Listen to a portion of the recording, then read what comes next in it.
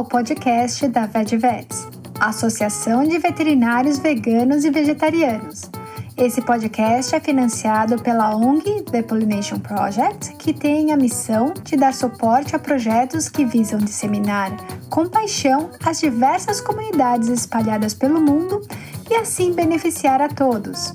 O objetivo da VetVets é promover a empatia e compaixão a todas as espécies de animais deste planeta. Abordamos os diversos dilemas éticos associados ao ensino e à prática da medicina veterinária. Estamos colocando esse debate na forma de podcast e você também encontra muitas informações na nossa página do Facebook, no nosso perfil do Instagram e também no nosso website www.vetvets.com. Pelo fato de utilizarmos um áudio gravado de uma live do Instagram, avisamos que a qualidade do áudio não está muito boa e também há algumas interrupções pela desconexão à internet. Nesse episódio, eu, Isabelle, conversei com a médica veterinária Vânia Plaza Nunes, diretora técnica do Fórum Nacional de Proteção e Defesa Animal.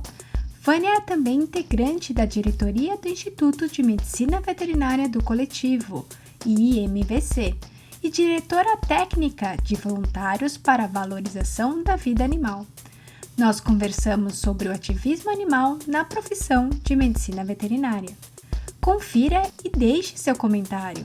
O áudio foi extraído de uma gravação da live do Instagram, que ocorreu no dia 17 de agosto de 2020, às 19 horas. Oi, Isabela. Oi, tudo bem, Vânia?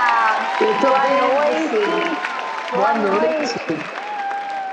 Obrigada pelo convite. É realmente uma honra e para quem é importante saber, mostrar para as pessoas quem são os veterinários que estão ali fazendo o ativismo animal, que a gente vai falar bastante, né, sobre isso. Vânia, você pode contar o papel do Fórum Animal, antes da gente entrar na sua jornada, o papel do Fórum Animal na defesa dos animais? Na verdade, o Fórum Animal está fazendo 20 anos esse ano, tá, Isabela? Porque foi o seguinte, parece que foi ontem, né? Esse ano a gente tem vários marcos importantes que estão acontecendo, né? Eu vou contar o do Fórum, depois eu conto um outro que é bem importante.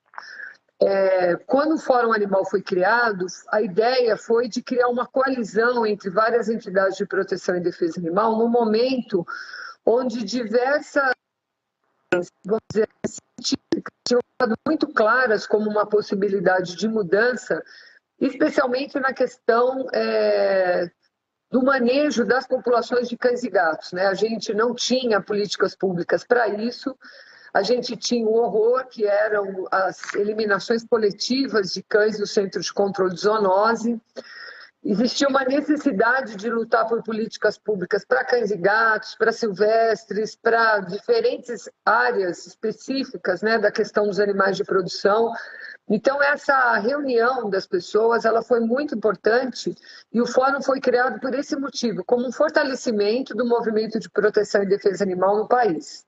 Então, fizeram parte do Fórum Animal já diversas entidades que algumas não existem mais, elas foram, ao longo do tempo, se descontinuando, porque a proteção animal tem uma característica, né? As pessoas, elas são muitas vezes o movimento, né? Elas são os indivíduos que fazem com que aquele coletivo no entorno se reúne e haja. E quando essa pessoa, às vezes, que tem essas ideias, essa capacidade, ela fica doente ou ela se afasta, às vezes o movimento vai decaindo, porque nem todo mundo tem essa questão de, durante muitos anos, né, estar se dedicando a isso. Outras pessoas porque têm problemas de saúde, outras pessoas porque vão acabando com seus recursos, né? Então, isso era uma coisa muito comum antigamente de acontecer e ainda hoje a gente sabe, pelo menos aqui no Brasil, que acontece muito, né?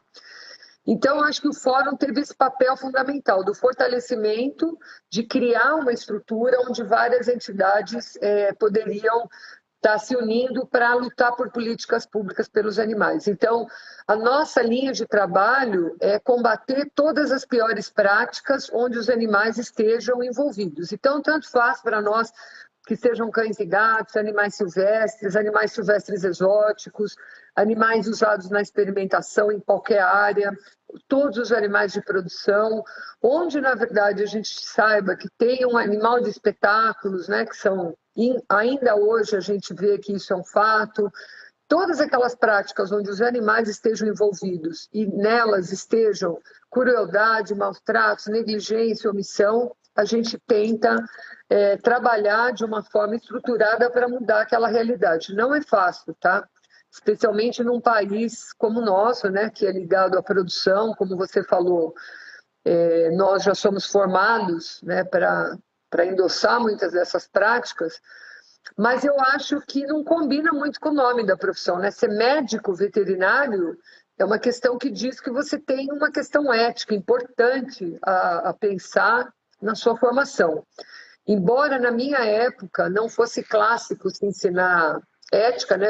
Eu entrei na faculdade em 1979, na Unesp de Botucatu, uma escola que eu admiro demais. Eu acho que, assim, independente de termos ou não conteúdos, mas eu acho que foi muito importante a base que eu recebi ali dentro, né?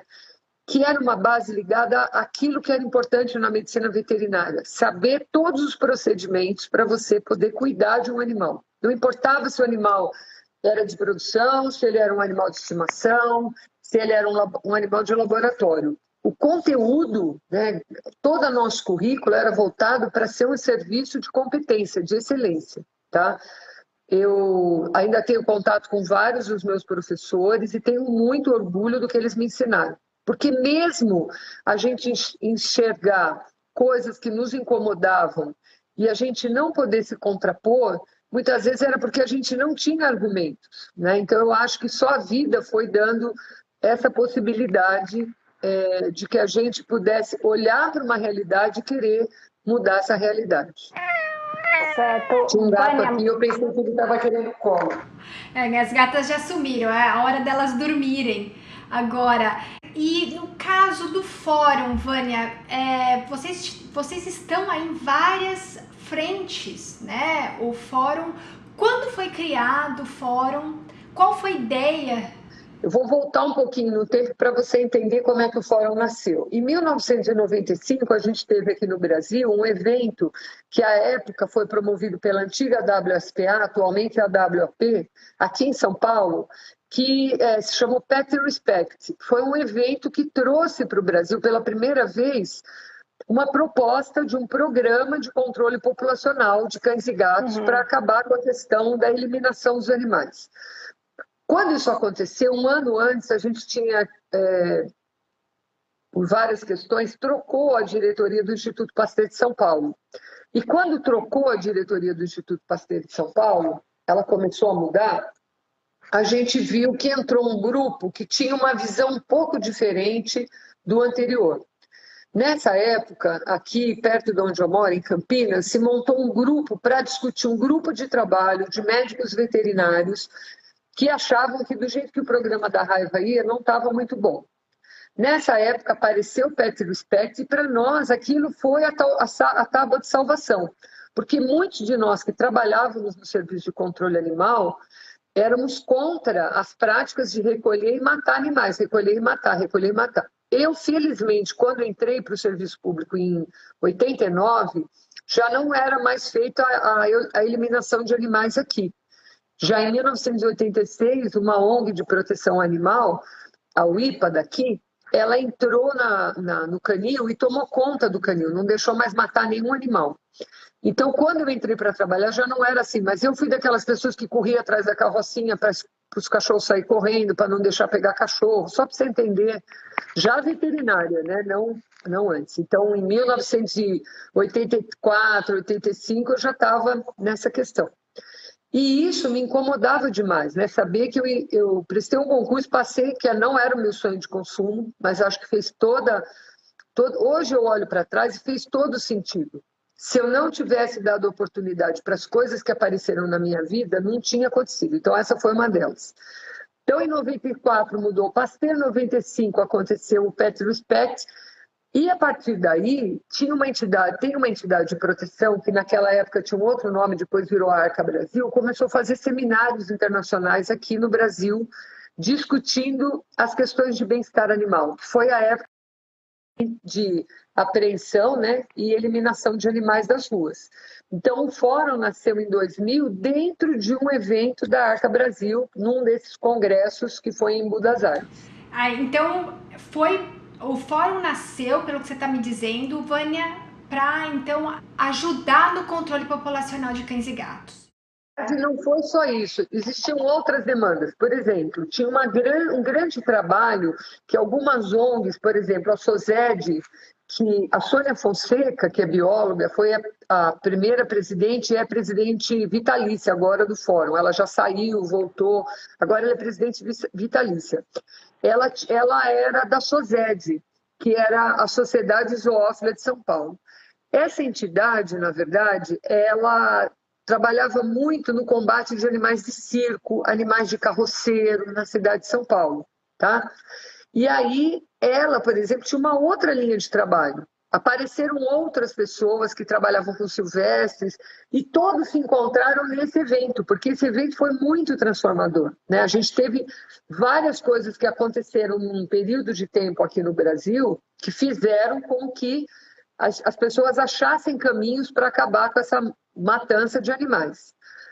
Uma das primeiras ações que foi importante do Fórum foi conseguir uma liminar para que não pudesse mais ser usado a câmara de descompressão no CCZ de São Paulo, que matava mais ou menos 300 animais por dia, né, na câmara de descompressão.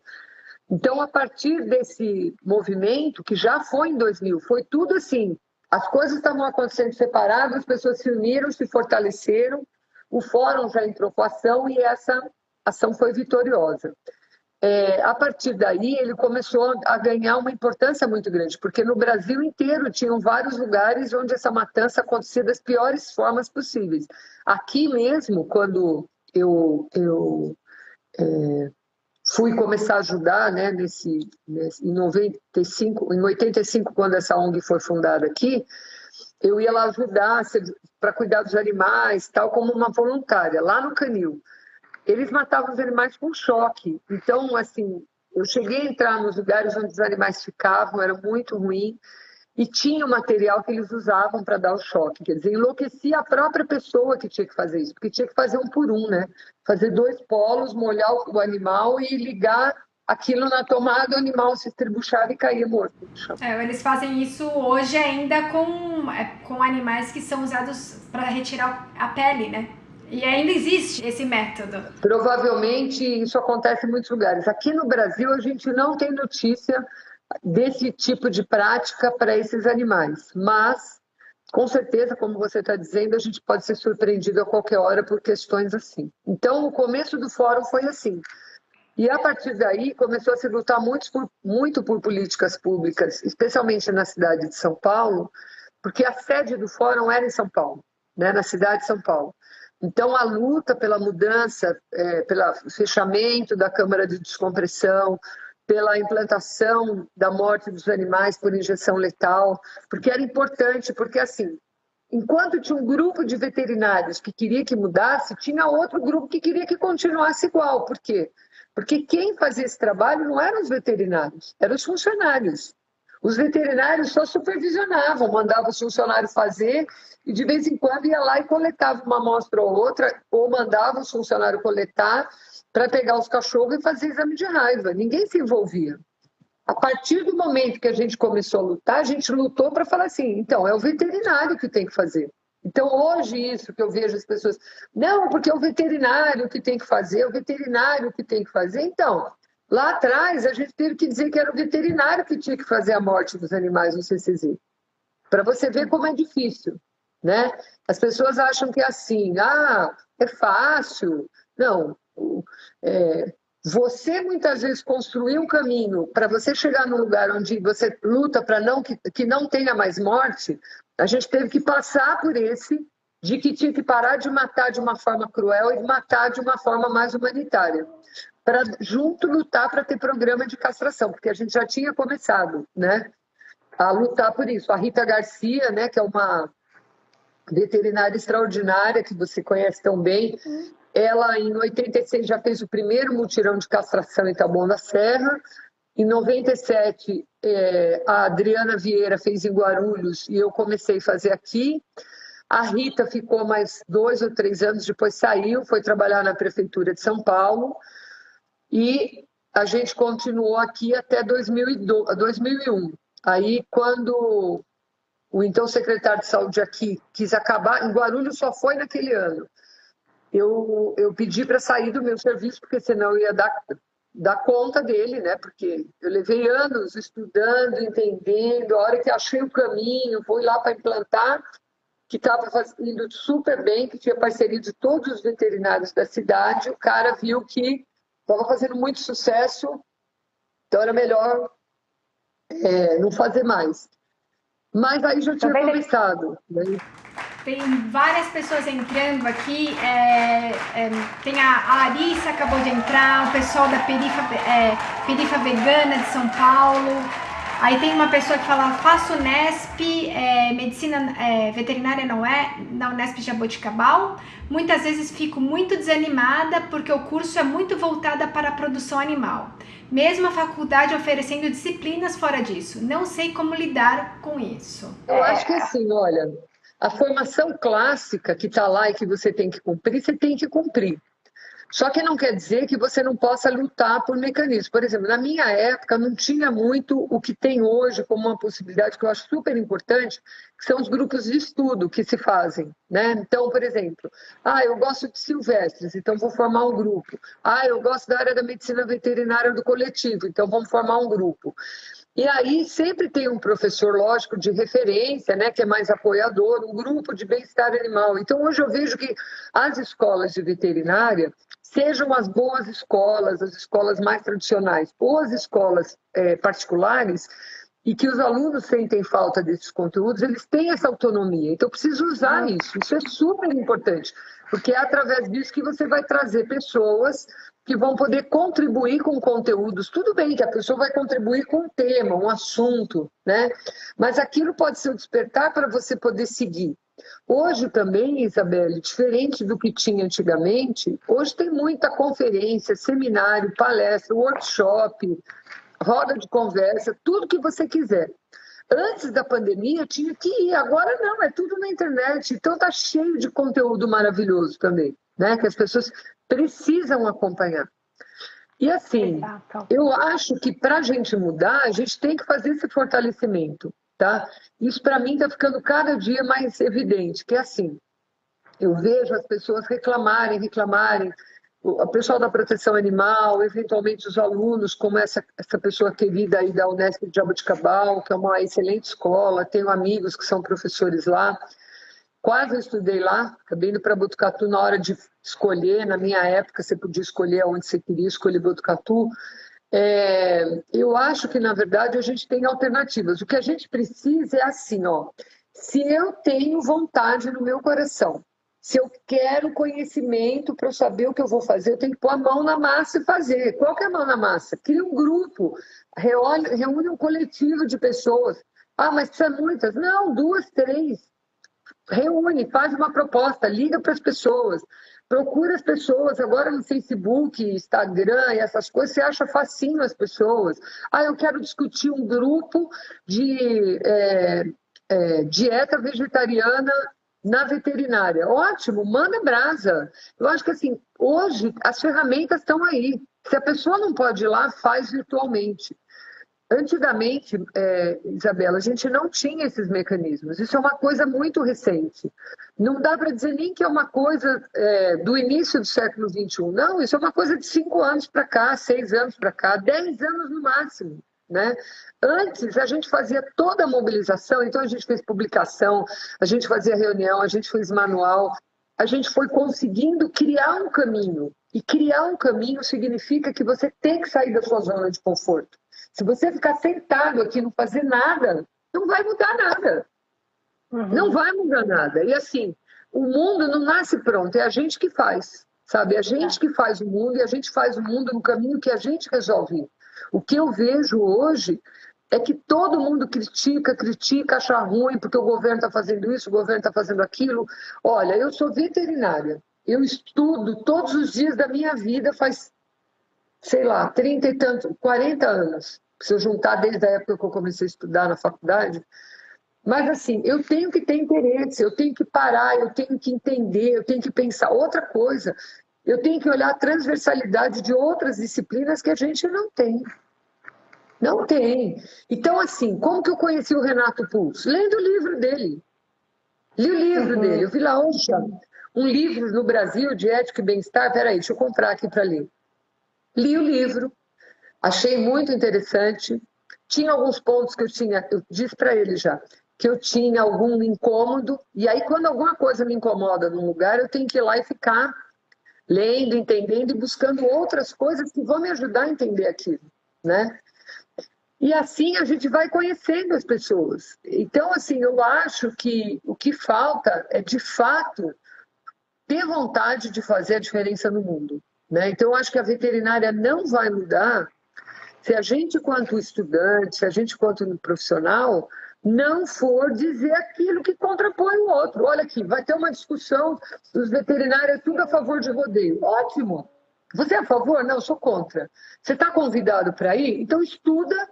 Pega lá os seus argumentos, respira fundo, bota uma roupa bem vestida, não vai de qualquer jeito, vai muito bem vestida, cumprimenta todo mundo. Quando te dão a oportunidade de falar, você fala. Aí os caras, ó, desce a linha em você. E se eles não têm argumentos, eles vão contra você, não tem importância. Deixa eles falarem o que eles quiserem. Se alguém te perguntar, você responde aquilo que você acredita e deixa eles. Deixa eles, porque assim, quem tem que provar que você está errado são eles, não é você. Se você está embasado na ciência, se você tem primeiro, se você tem certeza do que você está falando e que aquilo te move e você tem conhecimento, vamos lá fazer. Porque ficar sentado em casa só reclamando, esperando que alguém faça, não vai acontecer. O ditado, Isabela, é assim, ó. O que me preocupa não é a violência dos maus, mas é o silêncio dos bons. Então, se quem quer mudar não faz nada, nós vamos continuar nessa situação. E também, Vânia, hoje em dia, a gente tem como você falou, como achar as pessoas que vão te ajudar. Então, começar a colocar a sua ideia para fora, você vai começar a receber pessoas que vão... Olha, eu também tenho esse trabalho que mostra isso, eu tenho esse grupo que mostra isso. Então, mostrar seu interesse, né? Junta as pessoas, junta os grupos. E outra coisa, gente, você não precisa ser 100% igual ao outro. Não, é até bom que seja um pouco diferente. Então, assim, tem um grupo aqui que gosta de silvestres e tem um grupo que gosta de combate ao tráfico de silvestres. Ótimo, vamos juntar. Vamos ver o que a gente... Ambos gostam de silvestres. Vamos ver o que a gente tem em comum e o que a gente pode somar. Vai ter coisa diferente? Vamos aproveitar o diferente, discutir, ver se a gente acha um caminho, se a gente vê como que a gente vai conduzir a questão, porque é muito difícil. O que eu vejo é que se não for exatamente de um jeito, não está bom. Outra coisa que eu tenho falado muito, Isabela, enquanto a gente ficar querendo ser protagonista, sempre aconteceu uma coisa boa, porque foi essa entidade que fez, não foi essa pessoa. Não vai resolver. É assim, ó, você está a fim de lutar pelos animais ou você está a fim de usar os animais para você aparecer? É isso que a gente tem que discutir. Vânia, e como você teve uma jornada muito diferente, você não está hoje numa ligada a uma universidade, sendo professor, e também não está na clínica, como a maioria, né? Qual foi a sua jornada para também mostrar para essas pessoas que existem outros meios, outros lugares que nós podemos atuar? Você pode contar como você foi parar onde você está hoje? Como aconteceu isso? Então, foi assim, olha, eu vou contar um pouquinho rapidamente a minha jornada profissional para você entender como é que a gente construiu isso. Quando eu entrei na faculdade, eu queria fazer ornitopatologia. Olha bem, ornitopatologia. Conforme eu entrei na faculdade, eu acabei conhecendo uma pessoa que era um veterinário aqui na minha cidade que trabalhava com cavalo. E aí eu pedi para começar a fazer estágio com ele. Comecei a fazer estágio no primeiro ano de faculdade. Então, todas as minhas férias, até eu me formar, eu fiz estágio. Nenhumas férias eu fiquei de férias, não vou fazer nada. E aí eu fui experimentando para ver como é que era. Quando eu saí da faculdade, eu saí para... O meu estágio de 5º ano foi para trabalhar com cavalo. Tudo que eu podia fazer, eu fui fazer em relação aos cavalos. Sempre gostei, admirei, mas não era uma coisa que eu adorasse. Na minha vida, você teve quanto cuidado com quanto contato com o cavalo? Uai, meu avô tinha fazenda no interior, de vez em quando eu ia lá, eu via, e perto da casa da minha avó tinha charrete, porque era uma cidade pequenininha, eu morava em São Paulo. Quando eu ia para lá, a gente andava de charrete para ir da casa de um ou outro. Eu não tinha essa ideia de nada do que eu tenho hoje. Nada, esquece completamente. Na faculdade, tinham muitas coisas que aconteciam que me incomodavam, mas eu não tinha um parâmetro para saber se estava bom ou ruim. Por exemplo, aula de cirurgia, todos os animais acabavam a cirurgia, morriam. A gente eliminava todos, aprofundava a anestesia e eles morriam. A gente achava aquilo horrível, mas qual é a alternativa que a gente tinha? E minha turma era muito pequena, eram 37 pessoas. Os nossos professores, a gente se formou em 83, eles sabem os nomes de todo mundo que não morreu, porque na minha turma teve vários que já morreram, tá? Então, quando eu saí, eu fui trabalhar com cavalo e comecei, e com reprodução ainda, olha que legal. Criando, fazendo cavalo nascer, fazendo cavalo... E aquilo começou a me incomodar de um tanto, de um tanto, de um tanto. A minha vida era ir de fazenda em fazenda, fazendo controle reprodutivo folicular, controle folicular das éguas para um caráter reprodutivo, e lá fui eu trabalhar com isso. Quando, na verdade, de repente apareceu um concurso público na minha cidade em 89. Então, durante esses 6 anos, eu trabalhei com cavalo e depois mais outros tantos, até que eu parei de trabalhar com cavalo mesmo, estando na área pública. Quando eu fui trabalhar no serviço público, eu não tinha a menor ideia do que eu ia fazer. Eu prestei um concurso sem estudar, só que eu tinha uma boa formação, fui lá e passei em 2º lugar. Aí teve uma entrevista, os 2 décimos de diferença que eu tinha com outra pessoa, eu passei pela outra pessoa. E aí... fui trabalhar. E aí, como é que é? Não sei, fui fazer estágio no CCZ de São Paulo. E foi aí eu fui conhecendo pessoas e fui entendendo aquele universo, fui fazendo aquele trabalho. Por exemplo, uma coisa que eu já fiz, não tenho vergonha de falar, viu, Isabela? O que eu posso fazer? Eu fiz controle de roedor durante 13 anos da minha... 13, 14, 15, 16 anos da minha vida. Dava veneno para os ratos morrer. O que você acha? Não era legal? Vânia, a gente não dá para julgar. A gente está nessa... Então, outro dia, eu passei vários dias pensando nisso. Eu falei, Jesus de misericórdia, como é que a vida... Só que eu acho assim, Isabela, eu tenho certeza disso. Se eu não tivesse experienciado tudo que a vida me deu, e eu sempre tive à disposição do que a vida me deu, eu não poderia ser a pessoa que eu sou hoje. Eu não poderia... Olha, hoje eu olho para trás, eu me lembro do dia... Eu já prestava um serviço voluntário no CCZ de São Paulo, emprestada aqui, porque como eu trabalhava com cavalo, eles precisavam organizar o serviço lá, e a Rita foi ser diretora, e eu saí da zoonose aqui, eu fui trabalhar na área ambiental. A Rita estava para ter nenê, ela tinha uma gravidez problemática, né? E ela me pediu se eu podia ajudar, eu fui. E eu me lembro que eu estava lá no CCZ, estava um dia lá, e as pessoas me convidaram, me ligaram na minha casa, eu estava aqui, me ligaram, e eu lembro que eu tive que levar roupa, tudo, para tomar banho no CCZ, para ir numa reunião que eles me convidaram do fórum. Em 2002 foi isso, tá? E eu me lembro que eu fui numa reunião, numa casa que era a Arca Brasil, e estava todo mundo da proteção animal. Eu olhei aquilo e falei, nossa senhora, né, que coisa, que será que eles querem comigo? E eles me convidaram para ser diretora do fórum. Eu olhei para aquele monte, Nina Rosa, Marco Ciampi, Sônia Fonseca, Ângela Caruso, e mais um monte de gente que estava ali. Eu falei, mas eu...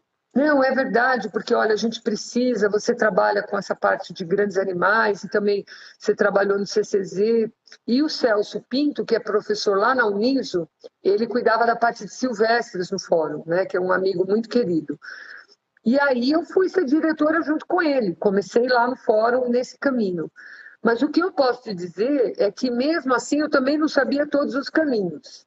Algumas coisas na minha vida foram muito importantes. Eu estou te contando algumas.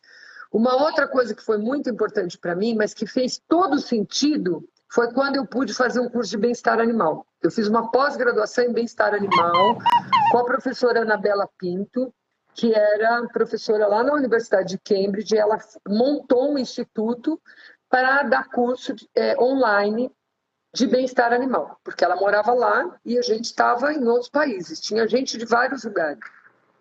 E eu estudava aquilo, e eu assim, Isabela, meu tempo de estudar não é o tempo de vocês, que todo mundo já sai falando inglês fluentemente. Não, a minha mãe nunca me pôs numa escola de inglês para estudar, não é do meu tempo. Isso é outra coisa, minha família era simples, eu morava em São Paulo, mudei para cá, eu era adolescente, era outro tempo, era outra forma de enxergar a vida. Isso não era uma prioridade.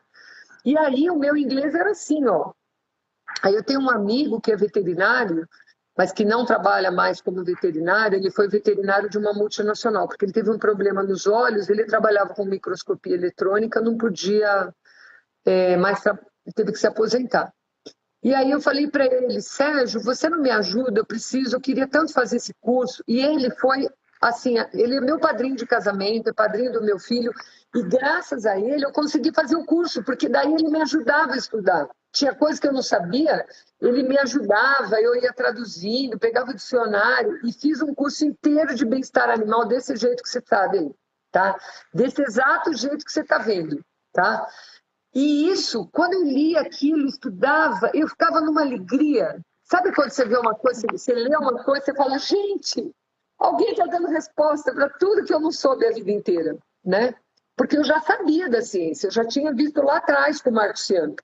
Mas aí eu levei 10 anos para ter um curso, não, menos, acho que 8 anos para ter um curso disponível aqui. E aí, minha filha, eu não larguei disso nunca mais, porque para mim, a minha vida antes do curso de bem-estar animal e depois são duas coisas completamente diferentes. Então, por quê? Porque aí eu consegui achar qual era o caminho que eu tinha que estudar, o que eu tinha que entender, onde é que eu tinha que buscar a base para eu poder lutar por aquilo que já tinha feito muito sentido indo para a proteção animal. Porque ir para a proteção animal foi o seguinte, eu fui convidada para ser diretora técnica porque eu era veterinária, tudo bem. Mas você pensa que eu entendia o que da problemática deles. Eu conhecia da ONG aqui, que eu entrei em 85. Mas lá eu fui ver que esse universo era infinitamente maior, infinitamente mais complexo. E a partir daí, o que foi acontecendo foi que toda a minha questão profissional, do ponto de vista da saúde pública, porque eu fiz saúde pública, eu fiz tanta coisa na minha vida, fiz vigilância sanitária, fiz ecologia, educação ambiental, fiz bem-estar animal, fiz saúde ambiental. Eu fui fazendo um currículo de disciplinas que tinham sentido naquilo que para mim fazia sentido. E antes do curso de bem-estar animal, o que me chamava muita atenção eram as questões ambientais, porque eu via que as doenças que eu tinha que trabalhar na zoonose, porque eu entrei para trabalhar na época que acabou a Constituição Brasileira de ser publicada em 88, eu entrei para trabalhar em 89. Então, a gente teve que fazer o processo de municipalização da saúde. As pessoas não têm ideia o que é isso. Quando alguém fala que vai acabar com o SUS, para mim é uma facada no peito, porque não tem ideia que foi construir isso. Então, tudo isso foi super importante. Mas, olha, Isabela, entender que naquela época também, foi a época que as questões ambientais estavam começando a aparecer no Brasil. Eu sou desse tempo, eu sou do tempo que os meus professores levavam a gente numa região de mato que ninguém ensinava nada sobre meio ambiente. 75, 76, pensa bem, ninguém ensinava isso. E aqueles professores começaram a falar coisas que eu achava que fazia muito sentido. Comecei a ir. Então, é o que eu falo para você, eu sempre tive antenada onde é que tinham coisas que começavam a me fazer sentido. E aí, eu posso te dizer que isso foi fazendo muito sentido. Quando alguém fala em saúde única, hoje eu sou feliz na minha vida. Eu vivi a vida inteira sem esse conceito. E eu vivia assim, alguém falava alguma coisa, só tem alguma dúvida? Todo mundo entendeu? Alguém quer perguntar alguma coisa? Eu sempre fui assim. Então, eu acho que esta costura de juntar bem-estar, meio ambiente, defesa e proteção dos animais, ela foi fazendo sentido sempre que eu fui olhando. Não é que eu sou melhor que os outros, mas é que eu sempre tive disponível.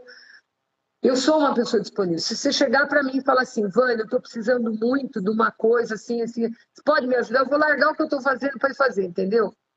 Se você é uma pessoa que eu conheço, se você é uma pessoa que eu não conheço, se pedir uma coisa para bicho, então. E eu sou assim.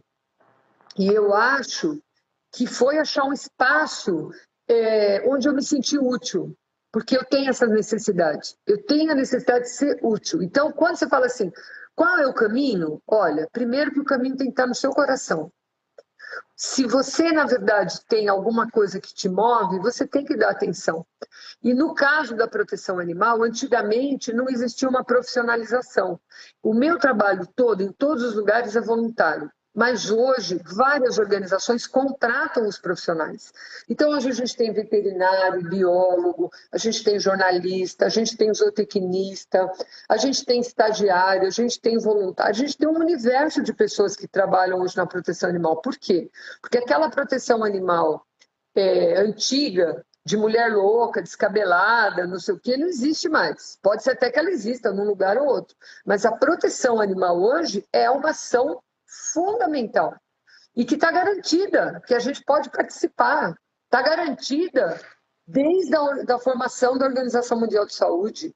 Quando a OMS foi formada depois da Segunda Guerra Mundial, em 1946, ela reconheceu a importância do papel da sociedade civil organizada e criou o termo organizações não governamentais. Tá? A nossa Constituição brasileira diz isso em 88. Então, o que a gente está fazendo que não está se mobilizando? E todo papel é importante. Você pode fazer um grande papel numa ONG, grande que eu digo assim, trabalhar mais coletivamente, você pode trabalhar na sua comunidade do entorno, você pode participar de discussões de políticas públicas nos conselhos de saúde, de meio ambiente, de proteção e defesa animal, que hoje existem em muitos locais, tá? Então, eu acho, dentro dos conselhos, uma coisa que eu acho é que, assim, os conselhos de veterinária precisam rever o próprio papel, incluindo esse trabalho. A gente teve um esforço de fazer isso em São Paulo, infelizmente foi descontinuado, e eu acho que assim, a gente tem que resgatar esse papel. A gente não vai resgatar o papel importante social do médico veterinário se a gente não resgatar esse valor do trabalho do veterinário como alguém que entende a sua comunidade, que acolhe sua comunidade. Não vai, não vai. Então, acho que isso a gente tem que construir. Eu acho que eu não vou dar conta de ver essa transformação, porque a idade vai chegando e a gente vai envelhecendo, enfim. Eu não acho que isso vai... eu vou ver todas essas coisas resolvidas, mas o que eu acho é que a gente precisa multiplicar essas questões, né? E eu vejo que hoje a gente tem muitos veterinários que dão de 10 a 0. Eu vejo os meninos que são estagiários com a gente no fórum, eu olho assim e falo, gente, como é que esse povo pode ser tão inteligente? Entende de tecnologia, entende de um monte de idiomas. O que falta é o conteúdo. Então, se você é um bom aluno, se você é uma pessoa dedicada, se você é interessado, hoje tem faca, o queijo, o pratinho e a goiabada na mão para ficar todo mundo feliz. E também tudo é complementar, né, Vânia? A gente aprende com muitas pessoas. Você tem que saber o que você tem que aprender e ir atrás daquilo. E formar grupos bem com pessoas que têm habilidades diferentes também. Isso ajuda muito na sua construção, tanto profissional quanto pessoal, porque você vai ver vários ângulos ali e vai aprender muito mais. Vânia, deixa eu ver aqui, tem várias pessoas perguntando qual o nome do livro de ética animal. Você lembra do Renato? Eu acho que está esgotado. Eu vou pegar, vai perguntando aí que eu vou pegar na estante. Então, eu acho que esse livro está esgotado, porque eu falei com o Renato recentemente, eu dei uma olhada, que mais que tem aqui? Ela já veio com vários. Bem-estar animal, de quem que é esse? Aqui é do David Fraser, é uma tradução do José Antônio Fregonese. É compreendendo o bem-estar animal, a ciência no seu contexto cultural. É maravilhoso. Meu sonho ainda é conhecer esse homem aqui, ó, David Fraser. Meu sonho. Ele é bem velhinho. Mas assim, O Donald Brum já encontrei várias vezes, mas é que o Donald Brum é de uma escola diferente dele. A escola dele é incrível. Ele é mais do caminho do Ian Duncan. E o Ian Duncan eu também já tive o prazer não só de encontrar com ele, como tirar foto com ele, falar que eu era fã dele. Isso foi para mim maravilhoso, maravilhoso. O Ian Duncan, para quem não sabe, eu acho que ele tem um curso dele. Tem? Eu não sei. Ele tem as palestras grátis e as palestras que você paga se você quiser fazer tudo. Eu vou dar uma olhada. Eu gosto muito dele, porque ele trabalha a escola dos sentimentos, né? E eu acho que isso é muito importante. Diferentemente da escola da adaptação, né, do animal ao ambiente onde ele está, do Donald Bloom, ele fala da escola dos sentimentos, que cada vez mais ela fica muito evidente, né, na questão da própria evolução, da mudança do status que a gente coloca, do status moral que a gente dá para os animais, né? Aí, falando nisso, tem um livro também que eu recomendo bastante, quer entender um pouco por que a gente dá um pouco a nossa visão. Esse livro, quem me recomendou para ler foi a professora Rita Paixão, lá do Rio de Janeiro. E ele é maravilhoso, Elementos da Filosofia Moral, do James Rachel. Ele é um livro português, mas é maravilhoso, ainda acha para comprar. Tá? É um livro extremamente bom. E outro que também vai nesse caminho é esse aqui, do J. Coetzee. Tá. É que eles estavam ali pertinho, eu achei que valia muito a pena. Você reparou o que é o meio da foto? Eu só não consigo ver, Vani, meu óculos está muito ruim. É um pedaço de carne cortado aqui, ó. Interessante. O livro chama A Vida dos Animais. Esse cara ganhou o prêmio Nobel em 2000 e alguma coisa, final dos anos 2000, ele ganhou o prêmio Nobel de Literatura pela obra completa. Mas esse livro, ele tem outros livros que ele fala dos animais, mas esse daqui todo mundo tem que ler. Ele é maravilhoso, maravilhoso. E ele é pequenininho, então ele não é um livro grande, dá para você ler tranquilo. Vânia, uma coisa que eu lembrei também, tem um curso da Universidade de Edimburgo, no Coursera, é em inglês. Assim, você pode fazer ele de graça sem pagar o certificado. Se você for pagar o certificado, dá uns $40, mas eu fiz sem pagar o certificado. É um conteúdo bem interessante porque tem blocos, bem-estar de cães, bem-estar de equinos, e eles têm um só de equinos agora. Você também pode fazer, e é bem interessante. A Universidade de Edimburgo, eles têm uma plataforma bem ampla de bem-estar animal, inclusive eles têm mestrado em bem-estar animal e ética, só em bem-estar animal e também em saúde única. Eu tenho um amigo meu que está fazendo em saúde única. E também eles falam, tem vários slides e tem várias coisas. É mais fácil hoje a gente ir de ponto em ponto, porque você vai devagarzinho, e é bem interessante esse curso online que vocês podem fazer. Vânia, eu gostaria de perguntar agora para você qual é o papel assim do veterinário como ativista animal e falar mais do papel do veterinário em promover o bem-estar animal de todos os animais, não só daquele paciente ou só daquele animal específico. Como que você vê isso? Então, eu acho que eu mostrei aqui algumas literaturas que eu acho que mostram exatamente isso, né? O que eu percebo é que às vezes as pessoas têm, como eu disse, um incômodo com algumas situações, mas elas não sabem como elas vão trabalhar aquilo. Então, sem você estar instruído, é difícil, né? Então, ou você participa de grupos, ou você lê, para você mesmo construir os seus próprios argumentos, né? Eu acho que, assim, não é uma jornada fácil, mas você tem que ter muita certeza do que você está falando. Eu também vejo, Isabela, que a gente tem que tomar muito cuidado porque as pessoas instrumentalizam muito os conceitos. O próprio conceito de bem-estar animal, mais recentemente até de saúde única ou então de bem-estar único, aqui no Brasil ele vem sendo muito instrumentalizado e instrumentalizado de uma forma bem ruim, tá? Porque para justificar práticas absolutamente condenáveis com os animais, a gente começou a ver que profissionais... Eu não gostaria de falar que se vendem, mas eu não acho outra palavra. Se vendem para manter o seu status de estar dentro de uma escola ou ter um emprego determinado. ter um salário X, eles começam a achar justificativas para manter condutas e alegar que aquilo não causa sofrimento e maus tratos nos animais, tá? Então, o que eu vejo é que são escolhas que você tem que fazer, mas essas escolhas têm que ter um embasamento, né? Eu respeito muito a opinião dos outros, agora o que eu não consigo entender é o que faz uma pessoa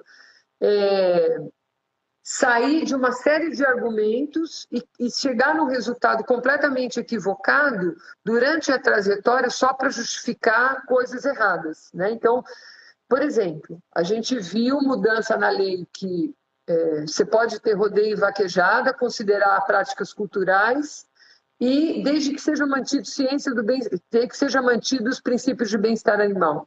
Como é que você vai manter bem-estar animal, por exemplo, numa prova de vaquejada? Me explica. Eu queria que alguém me explicasse.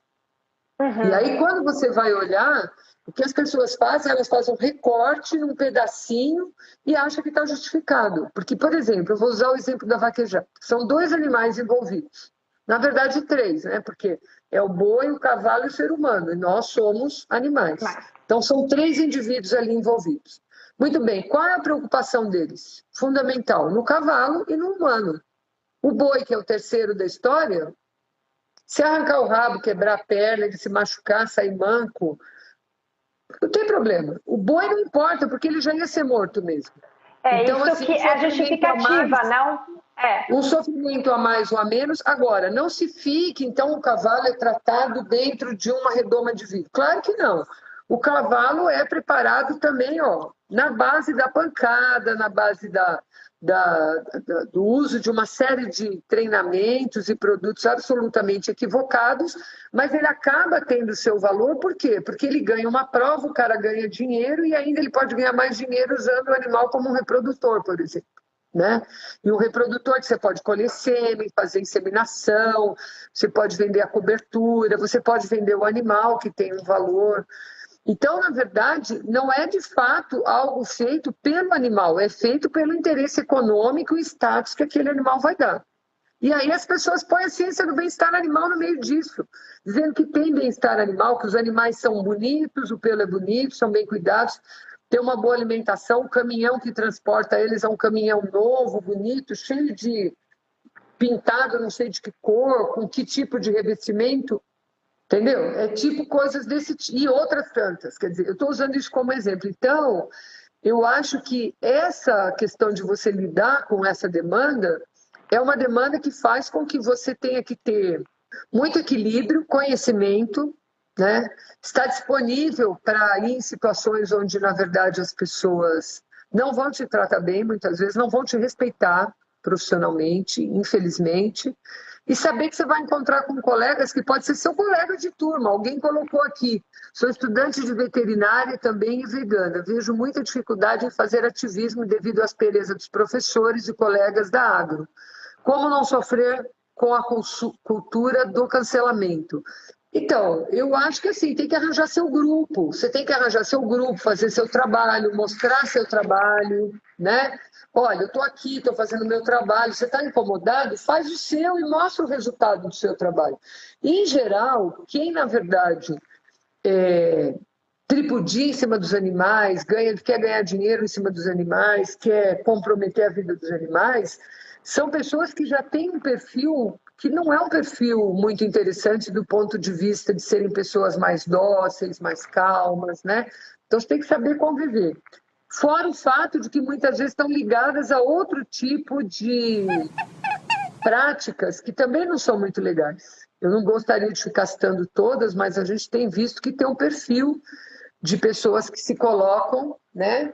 Eu sou melhor, eu uso tudo aqui está à minha disposição, eu como ser humano estou acima de todo mundo. Então, sem entender que não é isso... acho que as pessoas também, a gente esquece que o histórico da veterinária, como eu falei no começo, não estavam todas as pessoas, ela foi criada para criação de vaca e cavalo. Depois que veio muito além, veio os cães e gatos, e a gente mudou a nossa percepção em relação dos cães e gatos é recente. A gente acha que há tempos atrás, não é. Isso começou nos Estados Unidos, onde eu tô, em 1950. com cães e gatos, e foi mudando, né? Os cães e gatos antes eram o controle de natalidade, nem tinha câmara de compressão, nada, eles afogavam os animais. Para você ver, foi em 1910, não muito tempo. Grande, pegava um guindaste, afundava no mar, deixava 5 minutos, 10 minutos, tirava. Tinha alguém mexendo ainda, punha tudo na água de novo. Exatamente, a gente tem que lembrar que é um histórico muito recente. Então a gente está... O que está acontecendo na veterinária, na verdade, é um reflexo de perguntas da própria população e nós mesmos como profissionais. Então, essa mudança é por causa disso, pelo próprio ativismo, os movimentos humanitários que estão acontecendo, eles estão interligados. O próprio direito animal também está interligado. E a gente não pode esquecer que foi para, na verdade... questão sanitária dos alimentos. Primeiro foi para cavalo, depois questão sanitária dos alimentos. Foi para isso que a veterinária foi criada. A gente foi criada, vamos ser médicos de animais. Não foi.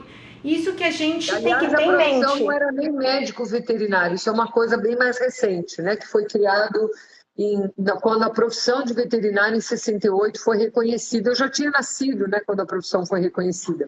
Embora ela é uma das profissões mais antigas do mundo como profissão, né, a gente já tem 258 anos, se eu não me engano, de médicos veterinários no mundo, da medicina veterinária no mundo, a gente não tem isso como uma profissão da forma. Então, muita gente entra para fazer veterinário e desiste justamente por isso, porque acha que é uma profissão e ela é outra.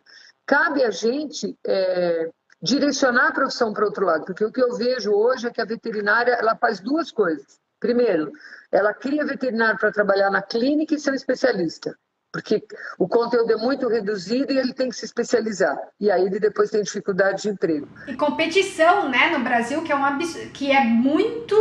coisa bem pronunciada. É escola, né? A gente é o país que mais escola tem de veterinária em relação somando todas as outras do mundo inteiro. Depois, a segunda questão. Então, vamos formar veterinários para a produção. E aí, pensar na produção, tem toda a cadeia produtiva. Vai do sistema de criação dos animais até o produto acabado. Né? Então, e tudo isso precisa de veterinário. É ruim? Não, não é ruim. Eu acho que é uma profissão que está lá, que as pessoas podem viver, mas ela não pode ser só isso. A gente não pode ser uma profissão tão paradoxal que, ao mesmo tempo que na clínica você se mata para manter um animal vivo até o último, e aí, na primeira oportunidade, o bichinho é pequenininho, novinho, você vai lá e mata para pôr no sistema de produção. Isso é uma coisa esquizofrênica. Então, tem alguma coisa errada nisso. Agora, como é que a gente muda? A gente muda, se não dá para mudar dentro por enquanto, vamos tentar fazer a mudança vir talvez de fora para dentro. Porque eu me lembro do tempo que a veterinária era diferente e ela virou uma profissão comercial, que ela é. Toda clínica tem que ter um pet shop, né? Tem que ter uma loja. Ou o veterinário também, hoje em dia, serve para trabalhar na empresa que vende algum produto e que os caras ficam botando 1.500 produtos para você comprar e para você fazer seu cliente comprar. Né? Vânia, você tem 2 minutos. Quais são as suas palavras finais para aquelas pessoas que... os veterinários que querem fazer os ativismos, estudantes que querem ser ativistas, que te veem aí como grande exemplo? Olha, eu acho que todo mundo que quer tem que sair do imobilismo e procurar. As ONGs de proteção animal tem várias, toda cidade tem. Pode ser uma ONG pequenininha, pode ser uma ONG maior. Nós no Fórum estamos abertos, assim como outras entidades, tem entidades maravilhosas no Brasil. A nossa diferença é que a gente é uma entidade nacional. É a única ONG de caráter nacional que tem várias entidades afiliadas, né? Então, vão atrás, monte seus grupos de trabalho, conversa com as pessoas. Eu acho que tem muitos veterinários que já estão envolvidos na proteção e defesa animal, procure por eles. Eles com certeza vão adorar deixar sementes plantadas em vocês para continuar esse trabalho. Eu acho que é isso.